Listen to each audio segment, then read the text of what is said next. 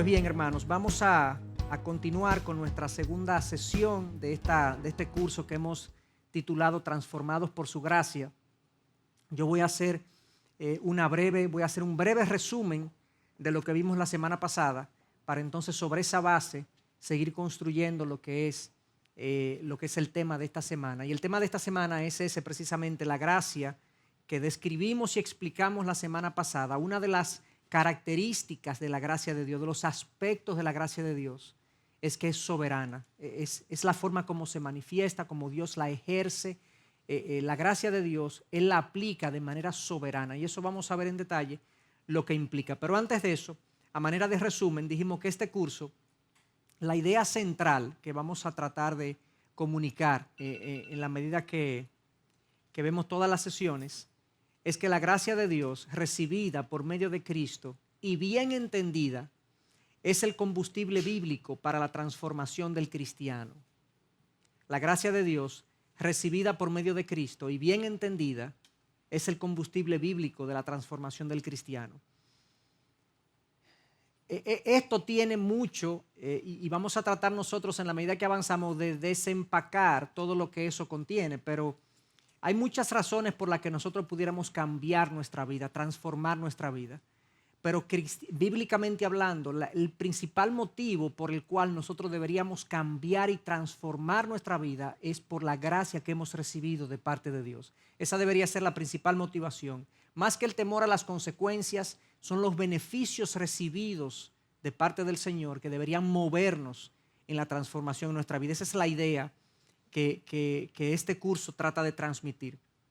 Decíamos que podemos definir la gracia de diferentes formas. Una forma es, gracia es un favor inmerecido de parte de Dios. Favor inmerecido de Dios. Eso es la manera más sucinta, corta, breve, en la que podemos decir, bueno, ¿y qué es la gracia de Dios? Es un favor que Dios nos da que nosotros no merecemos. En realidad, todo lo que Dios hace por nosotros, que no sea condenarnos al infierno, es gracia. Porque nuestra condición de pecado, nuestra condición espiritual como seres humanos caídos, como seres humanos centrados en nosotros mismos, egoístas, como seres humanos que en realidad Dios, para muchos o para la mayoría, para todos, es más un accesorio que el centro de nuestra vida. Nosotros justamente, dice la Biblia, deberíamos ser condenados, somos condenados. Pero Dios, contrario a eso, nos da favores, nos da bendiciones que vemos de múltiples formas. Y entonces eso es gracia, eso es una forma de definir la gracia de Dios. Otra persona lo definía de la siguiente manera: el buen placer de Dios. La gracia es el buen placer de Dios que lo inclina a otorgar beneficios sobre el que no lo merece. Es otra forma de definir de manera muy clara la gracia de Dios. Y la gracia es eso que dijimos y más. Esta definición va más al punto. La gracia de Dios es la bondad de Dios hacia los que merecen solo castigo. MacArthur, hablando de esa definición, dice: mostrar favor a un desconocido es un favor inmerecido, pero hacerlo con un enemigo es gracia. O sea, yo puedo hacerle un favor a una persona que yo no conozco. Si tú no conoces a alguien y tú le haces un favor, no sé, le ayudas a cambiar una goma de un carro, le ayudas a cruzar la calle a alguien que tú no conoces, eso es un desconocido para ti. Esa persona no ha hecho nada para merecer tu favor. Eso es favor inmerecido. Eso no es lo que Dios ha hecho con nosotros. Dios ha hecho favores con nosotros siendo nosotros sus enemigos. O sea, es como que no es que tú ayudes a cruzar a la calle a una gente, sino que una persona que te ha hecho mal, que te ha contrariado, que te ha hecho la oposición, que tú decidas concederle favores. Eso es lo que Dios ha hecho con nosotros. Porque esa era la condición que nosotros teníamos antes de venir a Cristo. Éramos sus enemigos y Dios ha tenido gracia con nosotros. Decíamos que la gracia de Dios se manifiesta de dos formas. Primero, de manera general. Dios expresa su bondad a toda la humanidad universalmente, independientemente de si son hijos de Dios o si no son hijos de Dios. Dios expresa su bondad de manera universal. La mejor muestra de la gracia común de Dios, de la gracia general de Dios, es la creación. Todos nosotros vivimos en un planeta hermoso. Nosotros, la lluvia nos refresca, el sol nos mantiene en una temperatura determinada para que podamos subsistir. Hay oxígeno, hay alimento, hay comida. De hecho, el planeta tiene mucho más recursos de lo que el ser humano necesita. El problema es distribución, pero el planeta tiene para proveerle a todo el mundo lo que necesita y más. Dios alimenta aún aquellos que son sus opositores. Eso es gracia general. Eso es gracia común. Dios es bueno aún con sus enemigos. Pero hay una gracia también que la Biblia o los teólogos le han llamado la gracia especial o gracia salvadora. Es una gracia que Dios concede por medio de la cual Él trae a la gente a la salvación por medio de Cristo. No es ahora nada más un favor de que cae la lluvia. No, es que ahora esa persona entiende su condición de pecado, entiende su necesidad de Dios. O sea, Dios lo acerca a Él y lo hace su hijo. Esa es la gracia especial o salvadora de Dios. Y decíamos entonces, y ya aquí estamos comenzando con el tema de hoy, que esa gracia salvadora, ese acto de bondad de Dios sobre hombres y mujeres pecadores para atraerlos hacia sí mismo, es primero, es soberano. Dios la aplica al pecador según su soberana voluntad. No hay nada en nosotros que haga que Dios nos salve. No hay nada en nosotros que haga que Dios tenga ese gesto conmigo. Bíblicamente no hay sustento para yo decir, yo me lo merezco, yo me lo gané, yo lo logré, yo soy de tal o cual forma, por lo cual Dios me ha concedido esto. No, eso no está en la Biblia. La gracia de Dios es soberano y es sobre ese tema que nosotros vamos a expandir. Pero hay un segundo aspecto que lo quiero dejar aquí, pero no vamos a hablar de él. Y es que la gracia de Dios también, la gracia salvadora, cuando Dios la aplica, es eficaz. Es decir, que una vez aplicada por Dios al pecador, produce los resultados esperados. Si Dios me hace su hijo, Él me va a salvar y me va a transformar y me va a hacer conforme a la imagen de su Hijo Jesús. Dios no va a fracasar en esa encomienda. A Él no le va a ir mal. Dios no va a decir, óyeme, yo traté de que este muchacho fuera de tal manera y no pude. No, a Dios no le va a pasar eso. Dios va a hacer todo lo que está a su alcance y en su poder y va a orquestar todas las circunstancias de nuestra vida para que nuestra forma de ser y de ver la vida se parezca más a la imagen de Cristo que a la de nosotros. Y eso va a ser efectivo. Dios lo va a hacer de manera efectiva porque su gracia es eficaz. Entonces, comencemos ahí. Yo quiero profundizar en ese aspecto. ¿Cómo así que la gracia de Dios es soberana? Que Él la aplica al pecador según su soberana voluntad. Veamos primero un versículo clave en cuanto a la aplicación de la gracia de Dios. Aquí este versículo habla de la salvación y nos dice que somos salvos por gracia. Efesios 2, este es uno de los versículos clásicos cuando uno habla de la salvación. ¿De qué se trata esto de la salvación? ¿Cómo así que nosotros somos salvos? Y este versículo nos dice, estos dos versículos nos dicen lo siguiente. Porque por gracia habéis sido salvados por medio de la fe. Y esto no de vosotros, sino que es don de Dios, no por obras, para que nadie se gloríe. Hagámosles alguna pregunta al texto. Bueno, ¿cuál es la fuente de nuestra salvación? ¿Por qué nosotros fuimos salvados? Por gracia. Ok. ¿Y cómo llegó esa gracia a nosotros? Cuando tuvimos fe, ese fue el instrumento. Cuando tuvimos fe, Dios nos dio su gracia. Y esto dice, esta salvación y esta fe que tuvimos nosotros, Dios nos concedió su gracia por medio de la cual somos salvos, dice, no es de vosotros. O sea, no fui yo que la produje. Yo no produje la fe. Dios me regaló la fe y la gracia y la salvación. Esto no fui yo que lo hice, fue Dios. Dice, sino que es don de Dios.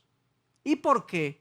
Bueno, sabemos que no fue por obras. No fue algo que yo hice, no fue algo que yo me gané, como decíamos hace un momentito. No por obras, para que nadie se gloríe. Nadie puede llegar a la presencia de Dios y jactarse de que logró que Dios lo salvara.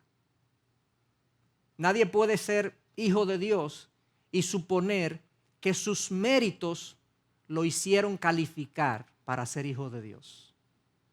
Todos nosotros estamos bajo la misma condición Hemos sido condenados por nuestro pecado y la única manera en que el pecador tiene de venir a Dios es por medio de Cristo y su sacrificio redentor. Y entonces, al poner nuestra fe en Cristo y su sacrificio redentor, viene la gracia que nos salva. Fíjense que es un regalo de Dios. Dios no está obligado a concedernos esto. Si venimos por fe, sí, porque la fe la pone Dios y entonces la gracia y la fe se conectan y nos producen la salvación. Es solo por gracia, por medio de la fe. Y algunas observaciones ahí. Si fuera por obras, ya no sería por gracia. Claramente, y la Biblia habla de eso en Romanos 11, dice, si yo me la ganara, ya no pudiéramos decir que era por gracia. Por lo tanto, ese versículo de Efesios 2 no existiría, pero es por gracia. Si es por obras, hay lugar a la jactancia. Y Romanos 3 dice que nadie se puede jactar. Incluyendo ese Efesios 2 dice que nadie se puede jactar delante de Dios, porque lo que recibimos es un regalo gratuito de Dios con cargo a Jesucristo. Si es por obras, Cristo murió en vano. Si fuese posible para un ser humano lograr la salvación, ¿a qué vino Cristo? ¿Para qué Cristo se crucificó entonces? La razón por la que Cristo vino y se encarnó y fue a la cruz es porque no era posible para un ser humano salvarse por sus propios méritos. Él tuvo que ser el sustituto que pagara la pena, la culpa del pecado en la cruz, para entonces por fe ahora yo confiar en ese sacrificio y venir. Esa es la razón por la que Cristo dice en Juan 14:6, yo soy el camino, la verdad y la vida. Nadie viene al Padre si no es por mí, porque Él fue el único que pagó el precio. Si es por obras, habría otro Salvador y no puede ser. Isaías 42 dice que no puede ser que haya otro Salvador porque Dios no dará su gloria a ningún otro. Y por último, si fuera por obras, Dios estaría en deuda. Romanos 11 dice que ¿a quién le debe Dios? ¿Quién le ha dado a Él primero que Él tenga que recompensarle? Por Él, para Él, todo es por Él y para Él. A Él sea la gloria por siempre, dice ese pasaje. Es por gracia, por medio de la fe.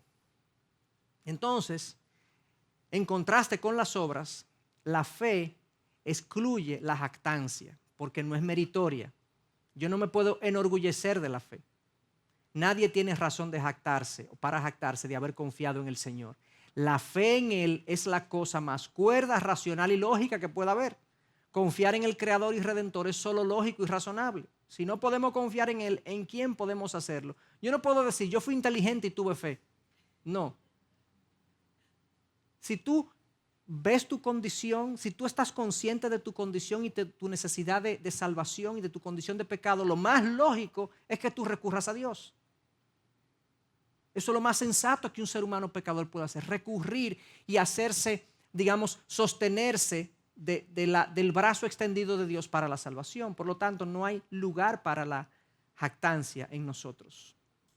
Entonces, dicho eso, algunas preguntas. ¿Y cómo entonces esa gracia que acabamos de decir, cómo la aplica Dios? ¿Cómo aplica Dios esa gracia salvadora? ¿Qué criterios usa Dios para regalar la salvación? ¿Quién es que recibe la fe para creer y ser salvo? ¿Quién es? O sea, ya dijimos, es por gracia, nadie se jacta delante de Dios, es un regalo de Dios. Pero entonces, ¿quién es que la recibe? La Biblia nos dice categóricamente lo siguiente, esa es la respuesta. Dios es soberano. Soberano en la forma como Dios aplica, otorga y regala esa gracia, esa salvación.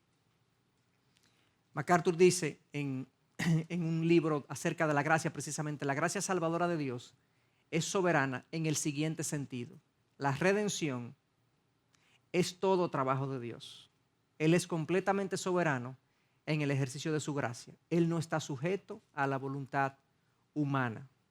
Entonces yo quisiera, ahora vamos a estudiar expositivamente un pasaje, que es el pasaje que yo entiendo más claramente habla de la soberanía de Dios en el otorgamiento de la salvación, que es Romanos 9. Yo tengo unas hojas, hay unas hojas que se están distribuyendo. El que no tenga Biblia, levante la mano y le vamos a hacer llegar esta hoja. Quien no tenga Biblia. No sienta vergüenza si no tiene Biblia, porque eso pasa. Yo imprimí Romanos 9 para los que no tuviesen Biblia, porque quiero que todos me sigan, porque va a ser un recorrido versículo por versículo de este pasaje de Romanos 9. Este es un pasaje clave en lo que es la soberanía de Dios, en el regalo de la salvación. Y brevemente le doy esto como introducción. En estos capítulos del 9 al 11 de Romanos, Pablo responde a la pregunta: ¿quebranta Dios sus promesas a los judíos al prometer salvación a los gentiles? Y en la medida que él responde esa pregunta, Pablo nos explica la forma como opera la elección de Dios de los suyos. O sea, el tema es el siguiente. Los judíos, nosotros sabemos, o la mayoría de los que estamos aquí sabemos, que es el pueblo escogido de Dios. Pero también sabemos que Dios nos ha permitido a nosotros los gentiles. Los gentiles son todo lo que no son judíos. Nosotros somos gentiles. Que Dios también ha extendido su salvación a los gentiles. Y de hecho, cuando Jesús ascendió, Jesús vino básicamente al pueblo judío. Pero cuando Jesús ascendió, el último mandato que está en Mateo 28 y en Lucas, en Marcos también hay un mandato a ir por todo el mundo y predicar el evangelio. O sea, a que fueran al mundo y predicaran las buenas nuevas de salvación.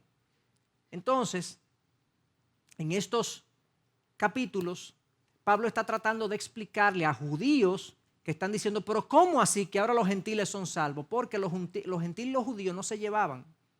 A los judíos les dio mucho trabajo entender cómo así que Dios también va a ser el Dios de los gentiles. Los judíos pensaban que Dios, el Dios creador, era su Dios. Pero Dios ahora está extendiendo los gentiles. Pablo se toma 3 capítulos para responderle a los judíos. No, Dios también incluye a los gentiles. Y le hace ciertas aclaraciones a los judíos de que la salvación no es como ellos piensan tampoco. Y nosotros entonces vamos a aprender cómo es que se produce la salvación en este capítulo de Romanos 9. Entonces lo primero, vamos a tener ahí la hoja o la Biblia que ustedes tengan y vamos a ir leyendo algunas cosas. Lo primero que yo quiero que veamos en los primeros 3 versículos es el lamento de Pablo. Miren cómo él lo dice. Digo la verdad en Cristo, no miento, dándome testimonio mi conciencia en el Espíritu Santo de que tengo gran tristeza y continuo dolor en mi corazón, porque desearía yo mismo ser anatema, separado de Cristo por amor a mis hermanos, mis parientes según la carne. ¿Ven el lamento de Pablo? Él dice, yo quisiera ser anatema, o sea, yo quisiera que Dios me rechazara. Anatema significa ser una maldición, que Dios me rechazara a mí para que mis hermanos en la carne, ¿quiénes son esos? Los israelitas, los judíos, entendieran la salvación y fueran salvos. Yo quisiera que eso fuera así. No está siendo así, pero Pablo quisiera que fuera así. O sea, Pablo tiene un lamento de que no todos los judíos son salvos, de que hay muchos judíos que han rechazado el evangelio, de que de hecho Cristo vino a los judíos y los judíos lo crucificaron. Solamente quedó una pequeña comunidad y Pablo está expresando ese lamento. En los versículos 4 al 5, lo que vemos es cómo Pablo recuerda los dones de Dios a Israel. Miren lo que dice el versículo 4. Mis parientes según la carne, que son israelitas, a quienes pertenece la adopción como hijos y la gloria, los pactos, la promulgación de la ley, el culto y las promesas, de quienes son los patriarcas y de quienes según la carne procede el Cristo, el cual está sobre todas las cosas, Dios bendito por los siglos. Amén. Pablo le dice a los judíos, yo tengo un lamento porque la mayoría no son salvos, a pesar de que Dios vino y fue muy lleno de gracia con los judíos. Le dio todo esto, los adoptó como hijos. La gloria, o sea, Dios habitó en su presencia, habitó entre los judíos por muchos años. Los pactos, la ley de Moisés se le dio a los judíos. El culto, todo lo que era el servicio a Dios. Las promesas de restauración nacional. Los patriarcas, Abraham, Isaac y Jacob. Y también el Cristo vino de los judíos, pero a pesar de eso, no todos son salvos. Los judíos no son salvos, la mayoría. Y no eran salvos en la época de Pablo tampoco.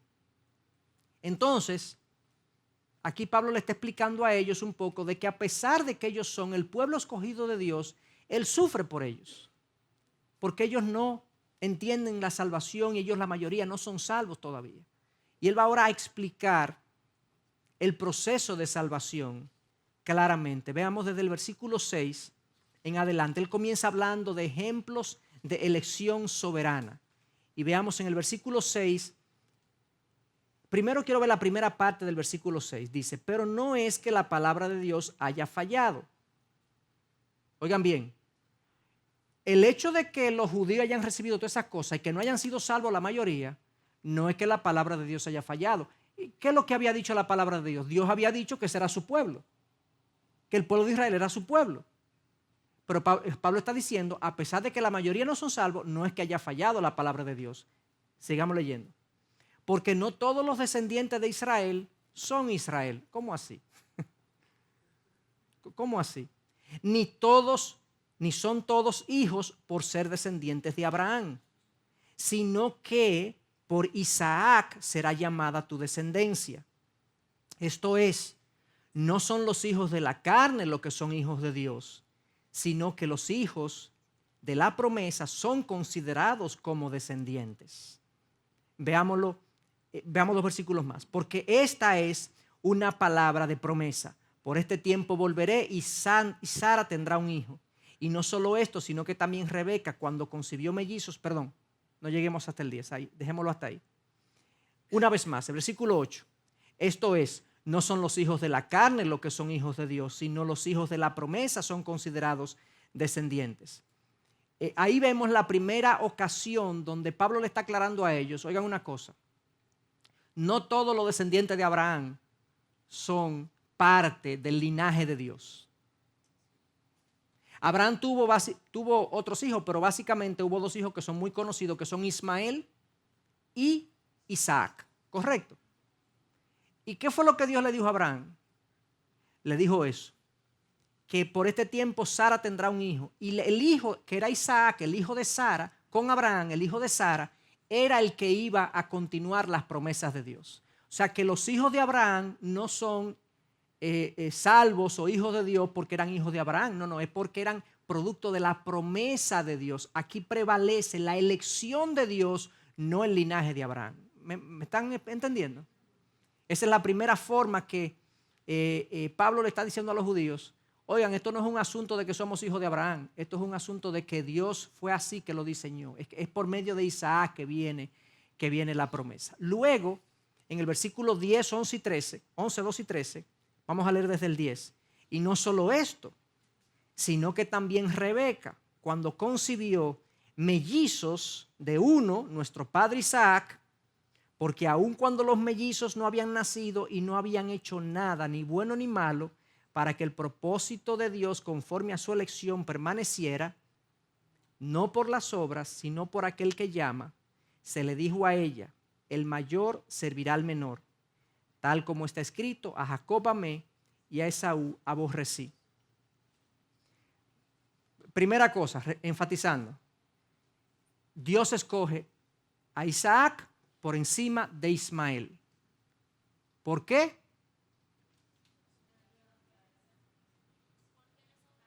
Porque Él es soberano. No se nos da una razón en el receptor, en Isaac, o un defecto en el no receptor, en Ismael, de por qué Dios hizo su elección. Él sencillamente dijo, no, porque es por Isaac. Pero hay otra capa entonces. Isaac tiene 2 hijos. Y esta prueba de la soberanía de Dios es más fuerte que la primera. Porque oigan lo que se da. Isaac tiene a su esposa embarazada Rebeca de mellizos. Isaac tiene a Jacob y a Esaú. Y no solamente eso, sino que Esaú es el que nace primero y por lo tanto es el primogénito. Y culturalmente entonces Esaú debía ser el que debía recibir las bendiciones como primogénito. ¿Ok? Y aquí entonces, en el versículo 10, 11 dice, porque aun cuando los mellizos no habían nacido y no habían hecho nada, ni bueno ni malo, para que el propósito de Dios conforme a su elección permaneciera, no por las obras, sino por aquel que llama, se le dijo a ella, el mayor servirá al menor. O sea, el menor, yo voy a invertir la cultura, dice Dios. El menor, que es Jacob, va a tener primacía sobre su hermano Esaú. ¿Por qué Dios? para que el propósito de Dios conforme a su elección permaneciera, no por las obras, porque esto fue decidido antes que ellos nacieran, antes que hubiesen hecho algo ni bueno ni malo.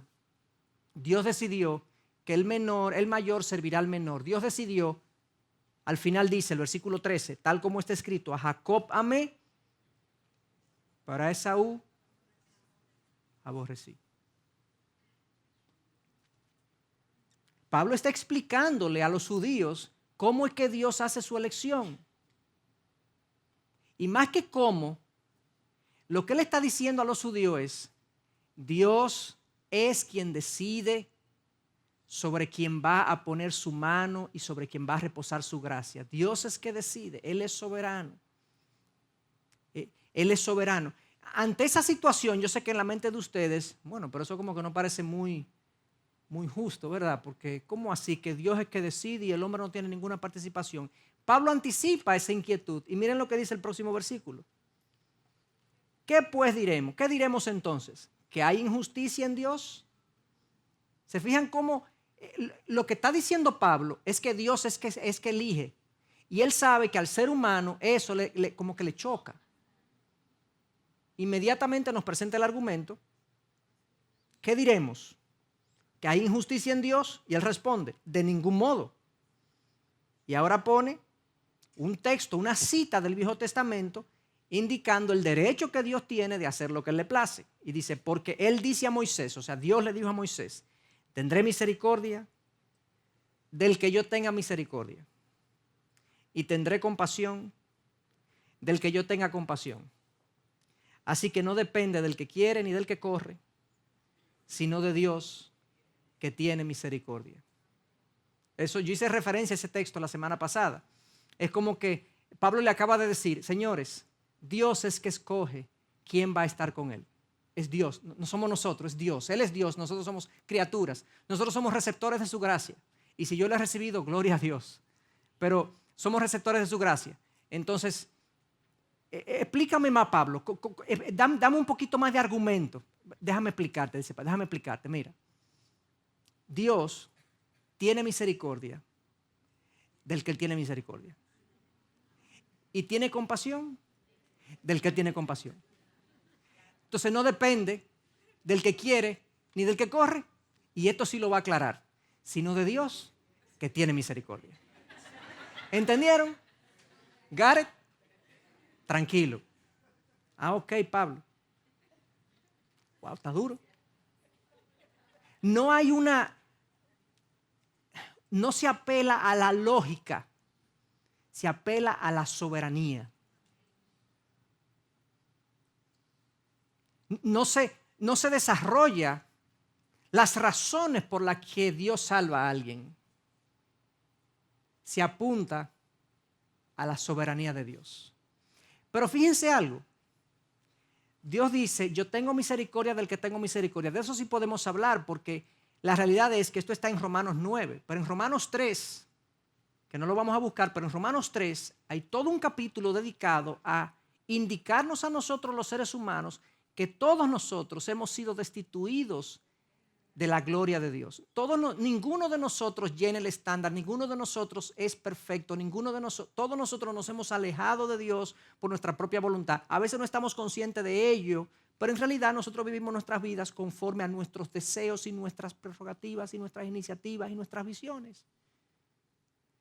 Y Romanos 3 dice, todos nos hemos alejado de Dios, judío y gentil, esclavo o libre, mujer, todo el mundo está lejos de Dios.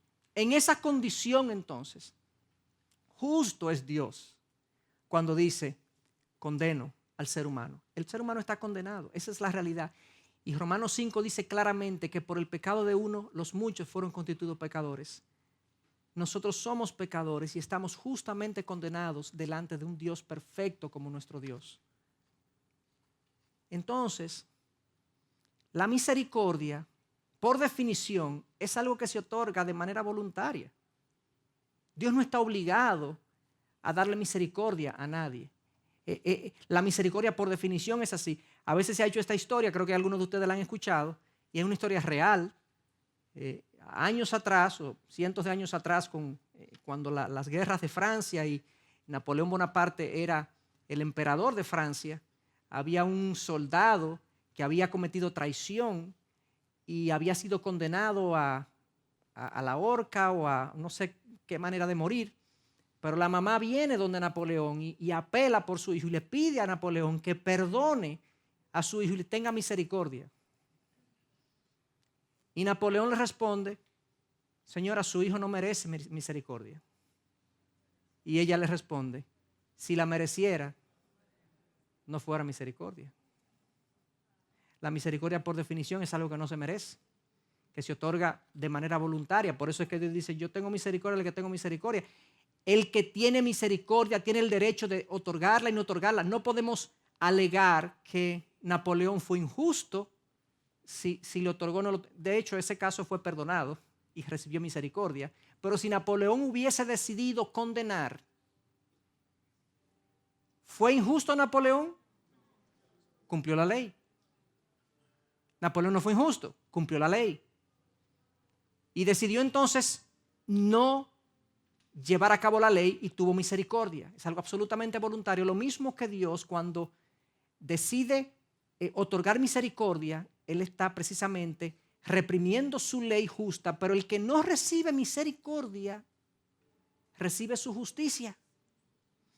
Dios está siendo justo cuando condena a alguien a la perdición. Entonces, Pablo sigue extendiendo el punto. Del 14 al 24, entonces pone otro ejemplo, que es el ejemplo de Faraón. Él sigue extendiendo. Y dice en el versículo 17, porque la Escritura dice a Faraón: para esto mismo te he levantado, para demostrar mi poder en ti y para que mi nombre sea proclamado por toda la tierra. Otra vez, así del que quiere tiene misericordia y al que quiere endurece. Este es un caso que los que conocen la historia del pueblo judío, cuando el pueblo judío estaba esclavo en Egipto, Moisés viene donde el faraón en múltiples ocasiones, y como en 6 ocasiones se nos habla del estado del corazón del faraón. Y en unas primeras 3 ocasiones se dice que el faraón endureció su corazón y no dejó libre al pueblo judío. Luego de 3 ocasiones donde se dice que el faraón endureció su corazón, luego las próximas 3 ocasiones se dice que Dios endureció el corazón de faraón. Como una manera de juicio y de juzgar, de consecuencia de su endurecimiento previo, Dios juzga a faraón y lo hace más testarudo todavía. Quizás simplemente no reprimió su testarudez, sino que la dejó ir conforme su propio desarrollo natural y se convirtió en un hombre muy testarudo y muy duro. En este caso, entonces, le dice: pues yo endurecí a Faraón. O sea, Pablo pone otro ejemplo de que aún el corazón de Faraón fue gobernado por Dios. Versículo 19 entonces.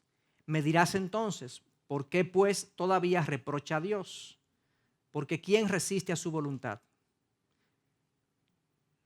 Esa es la pregunta.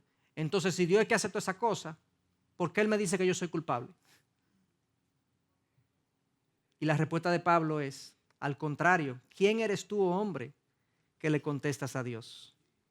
¿Dirá acaso el objeto modelado al que lo modela: ¿por qué me hiciste así? ¿O no tiene el alfarero derecho sobre el barro de hacer de la misma masa un vaso para uso honorable y otro para uso ordinario? Y que si Dios, aunque dispuesto a demostrar su ira y hacer notorio su poder, soportó con mucha paciencia los vasos de ira preparados para destrucción, lo hizo para dar a conocer las riquezas de su gloria sobre los vasos de misericordia que de antemano Él preparó para gloria, es decir, nosotros, a quienes también llamó, no solo de entre los judíos, sino también de entre los gentiles. Pablo le está diciendo: puede ser que a ti, oh hombre, no te cuadre mucho esta soberana gracia de Dios, pero Dios en su actuación soberana, así es que trabaja, así es que opera. Nosotros sí estamos seguros que las decisiones de Dios no son injustas nunca, porque Él es Dios y es perfecto. Ahora, nosotros no podemos escrutinizar completamente la voluntad de Dios. Nosotros no sabemos con precisión, con exactitud, por qué Dios hace una cosa y no hace otra. No tenemos toda la información, no tenemos toda la sabiduría, carecemos de las formas de juzgar a Dios. Y por eso es que Pablo le dice, ¿quién eres tú, hombre, que le contestas a Dios? ¿Cómo tú le vas a decir, tú siendo un objeto modelado, al que lo moldea, ¿por qué me hiciste así? Dios, Él sabe, Él tiene razones que nosotros no conocemos. Y esa es la razón, ese es el argumento de Pablo en este pasaje. Y al final entonces le dice, Él preparó de antemano vasos para gloria, es decir, nosotros, y llamó gente, judíos y gentiles, de parte y parte. No todos los hijos de Abraham son hijos de Abraham espiritualmente hablando. Y los gentiles, porque son gentiles, no todos están condenados. Dios es soberano, Dios es que escoge. ¿Y cómo? Bueno, Él tiene misericordia de quien tiene misericordia y tiene compasión de quien tiene compasión. Así que no depende de ti que corre ni de ti que quieres, sino de Dios que tiene misericordia. Wow. Entonces, claramente, ahora él usa una profecía de Oseas, en el versículo 25, como también dice en Oseas, a los que no eran mi pueblo llamaré pueblo mío, y a la que no era amada, amada mía.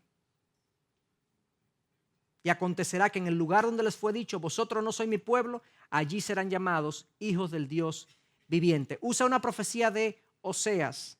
Esa profecía de Oseas realmente es para el pueblo de Israel, pero Pablo la usa aquí para mostrar que Dios también había dicho eso y la aplica. Es lo que le llaman una profecía de doble cumplimiento. Se aplicó a Israel y se está aplicando ahora a los gentiles. Hay gente que no era pueblo de Dios que ahora son pueblo de Dios. Nosotros somos pueblo de Dios y somos hijos de Dios por medio de Jesucristo. Si hemos aceptado a Cristo como Señor y Salvador. No éramos pueblo antes, pero ahora somos pueblo.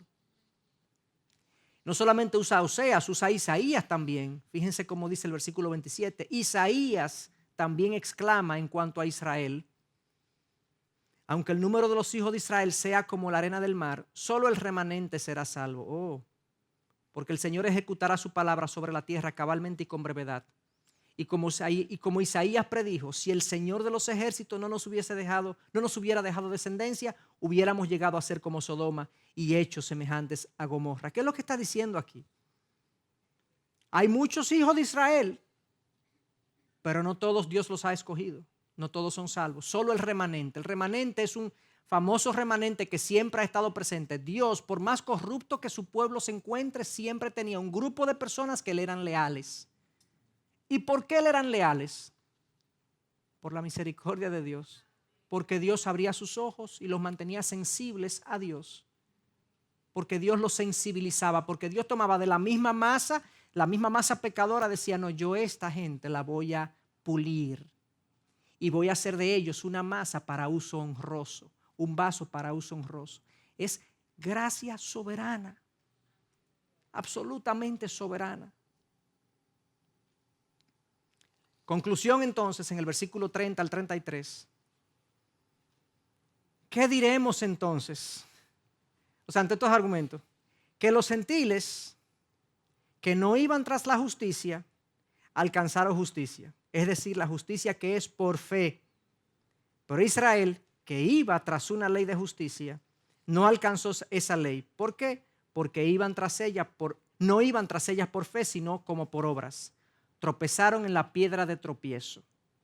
Miren lo que él dice al final. En el versículo 30 dice lo siguiente: gentiles que no eran, ahora son.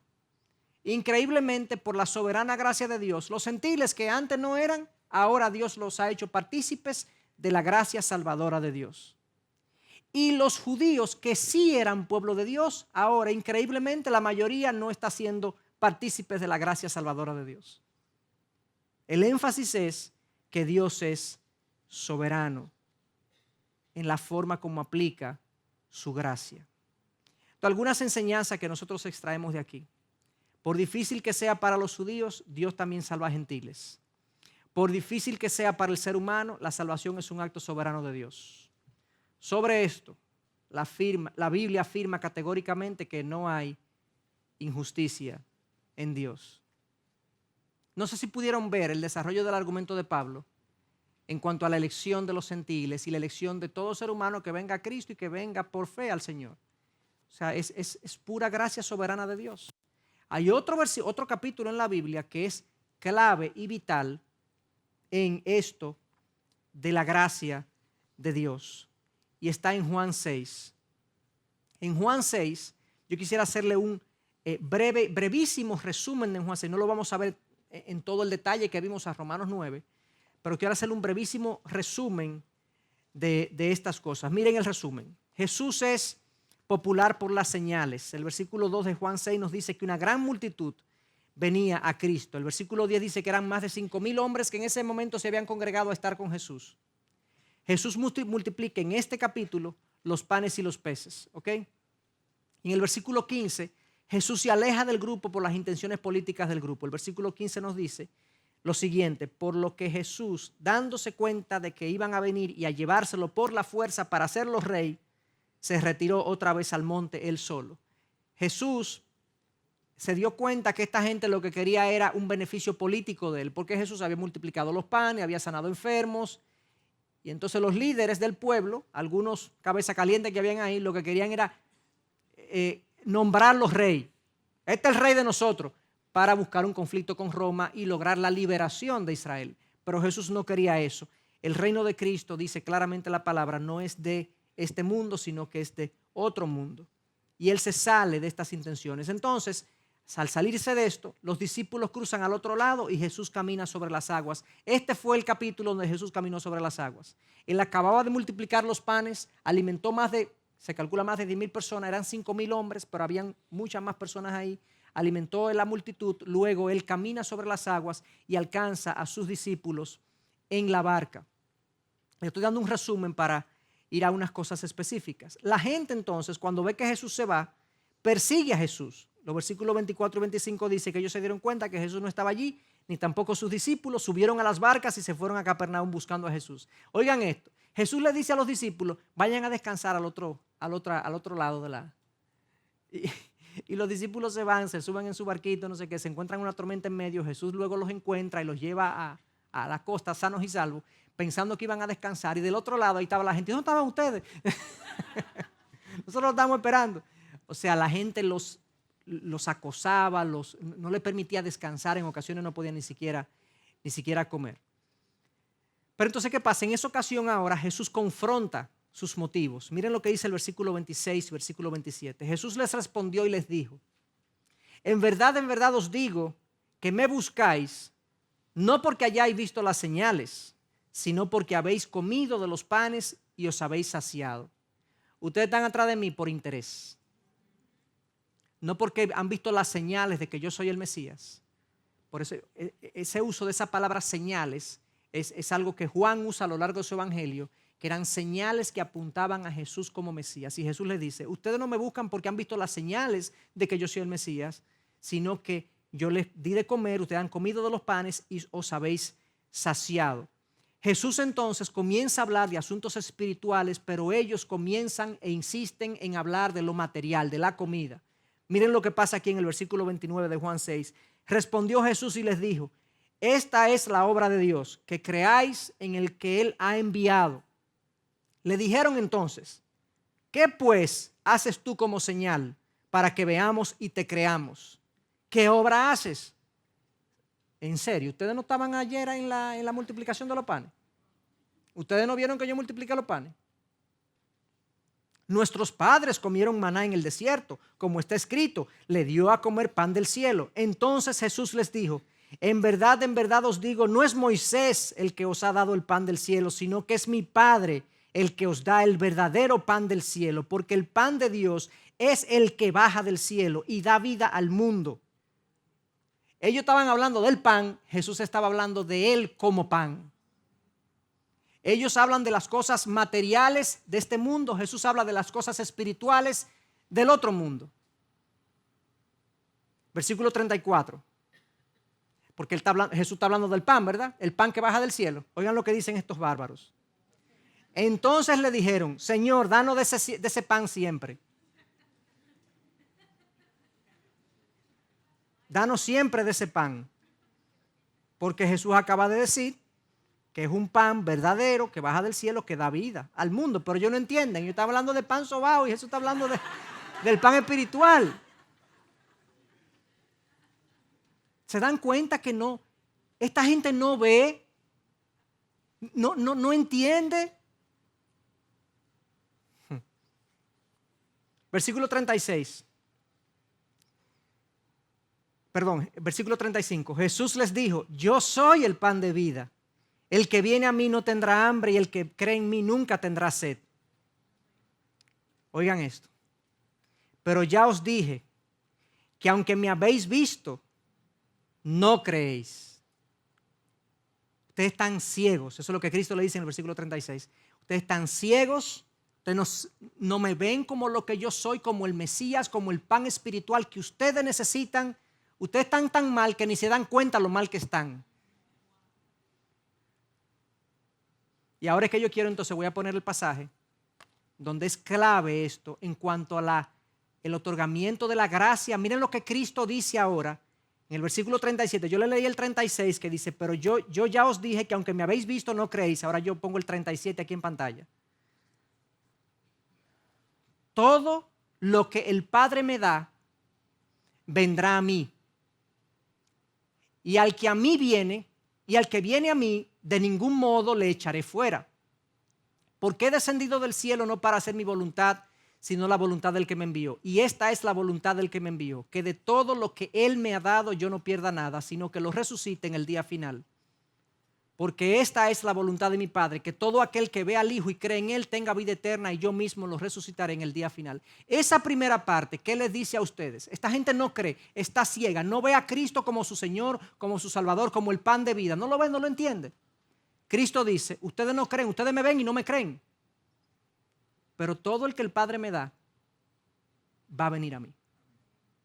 Esa es la gracia de Romanos 9, que Dios tiene misericordia del que tiene misericordia.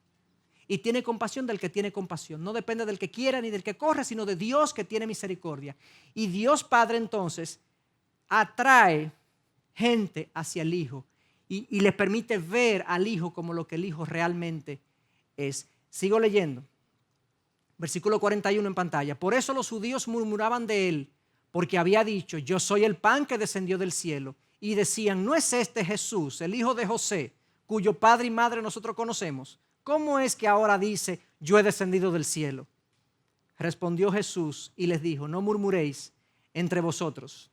¿Se dan cuenta cómo ellos no están entendiendo? Jesús le acaba de decir, ustedes no me creen. Los que el Padre trae a mí, esos van a creer. Pero hay otros que no van a creer. Y Jesús sigue expandiendo el mismo argumento. En verdad os digo, el que cree tiene vida eterna. Yo soy el pan de vida. Vuestros padres comieron el maná en el desierto y murieron. Este es el pan que desciende del cielo, para que el que coma de él no muera. Yo soy el pan vivo que descendió del cielo. Si alguno come de este pan, vivirá para siempre. Y el pan que yo también daré por la vida del mundo es mi carne. Los judíos entonces contendían entre sí. Ellos no entienden qué es lo que Jesús está diciendo, qué es lo que Jesús le está predicando. ¿Cómo así que tú eres el pan del cielo? No están entendiendo. Pero aquí está el centro de lo que quiero decir. Versículo 44. Nadie puede venir a mí si no lo trae el Padre que me envió, y yo lo resucitaré en el día final. Escrito está en los profetas, y todos serán enseñados por Dios. Todo el que ha oído y aprendido del Padre, viene a mí. ¿Quiénes son los que vienen? Los que el Padre trae.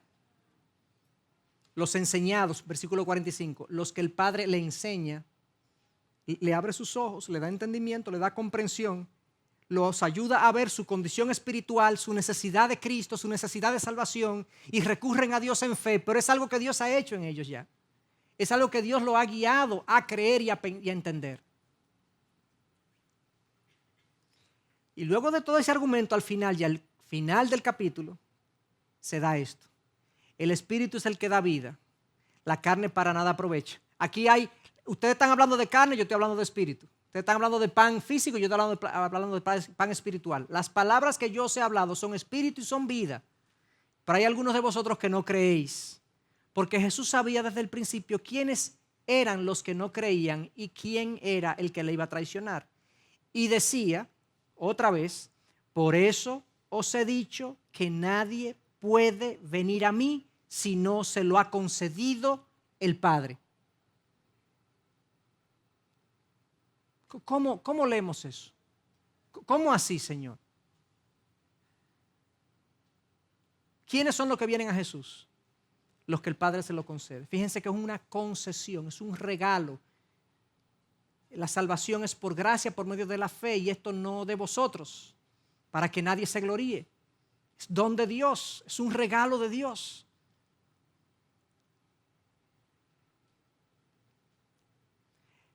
Algunas enseñanzas. La reacción natural a la verdad del Evangelio es incomprensión y resistencia. ¿Ustedes lo vieron ahí que esta gente no entendía? No entendía, no lo podía ver. Y a menos que Dios no nos abra la mente, y hermanos, estamos todos ahí, o estuvimos todos ahí, todos. Aquí no hay privilegiados. Si yo estoy aquí, es por la pura gracia de Dios, por su regalo inmerecido hacia mí. Si yo no estoy, yo no soy su hijo, estoy en el estado de incomprensión espiritual, de ceguera espiritual en que se encuentra toda la humanidad, aunque se encontraba toda la humanidad en un momento dado.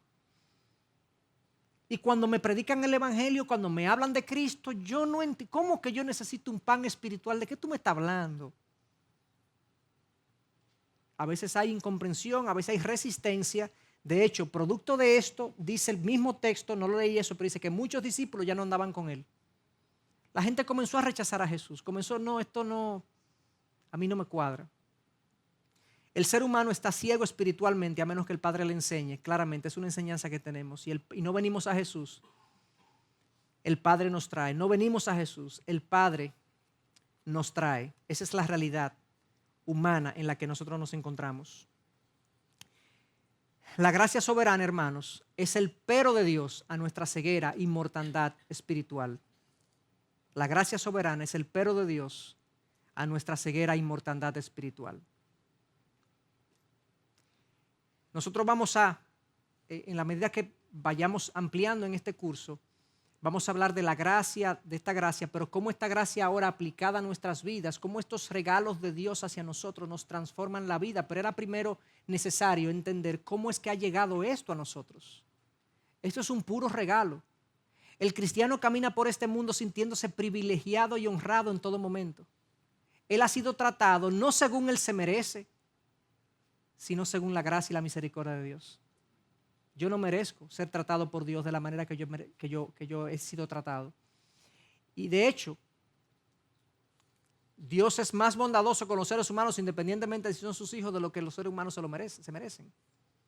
La gracia de Dios es un absoluto regalo, inmerecido regalo de Dios. Y la salvación es algo indescriptiblemente valioso y bello y hermoso. Cuando vemos en los evangelios que Jesús habla de la salvación siempre en términos de que debe haber un regocijo del que encuentra la salvación. A veces pone una parábola de la perla perdida o de la perla preciosa, como un individuo encontró un tesoro, una perla, y dice que vendió todo lo que tenía y con gozo, alegremente iba y compraba lo que había encontrado. En otra ocasión lo pone como una moneda perdida que se perdió, pero era algo valioso también, y cuando lo encontraron hubo gozo también. Cristo describe que cuando un pecador aquí abajo se arrepiente, en los cielos hay fiesta en los cielos. Precisamente hablando del regocijo que debe caracterizar la vida del creyente. Cuando nosotros entendemos la condición en la que estábamos y la condición en la que ahora estamos. Un poco más adelante yo voy a usar la siguiente ilustración. Hoy no la voy a poner en foto, pero es para terminar con esto. Cuando ustedes van a comprar una joya o una piedra preciosa, típicamente, pongamos un diamante, que es el más uno conoce. No es que ayuda a comprar muchos diamantes, pero lo leí para preparar esta clase. El diamante, cuando uno va a una joyería, traen una tablilla de felpa negra y ponen el diamante ahí. Y wow, eso se ve hermoso, glorioso. Puede ser pequeñito, pero la felpa negra hace que resalte su brillo y su belleza, ¿correcto?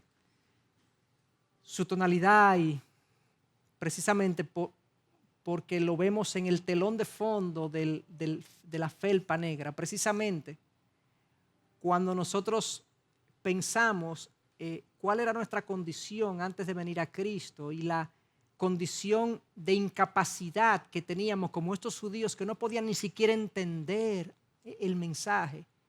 Y yo estaba así. Y pensamos en nuestras inclinaciones y nuestros egoísmos y nuestra vida centrada en nosotros y cómo nosotros estábamos ahí, no nos dábamos ni siquiera cuenta y nos damos cuenta que precisamente ese telón de fondo es como la felpa negra, pero cuando ponemos el evangelio al lado de nuestra condición caída, decimos, wow, es una joya preciosa. El que Dios haya abierto mis ojos, el que Dios me haya hecho consciente de mi necesidad y de mi condición. Es algo precioso. Eso es lo que pasa precisamente cuando nosotros meditamos en nuestra condición y en lo que Dios ha hecho por nosotros. Así que es mi oración que nosotros, en la medida que vamos exponiendo, pues lleguemos a apreciar lo que nosotros éramos, pero lo que somos ahora en Cristo por pura gracia de Dios. Por pura gracia. Y esa aplicación, la gracia por definición, es soberana. Si no, no sería gracia, sería un pago, pero no gracia. Ese es el primer aspecto que yo quería ver de la gracia de Dios. Dios la aplica según su soberana voluntad. Aquellos que le entienden, Él tiene misericordia de quien quiere tener misericordia. En la próxima sesión vamos a ver entonces que esa gracia aplicada produce necesariamente los efectos esperados. La gracia de Dios en nosotros siempre es eficaz, siempre.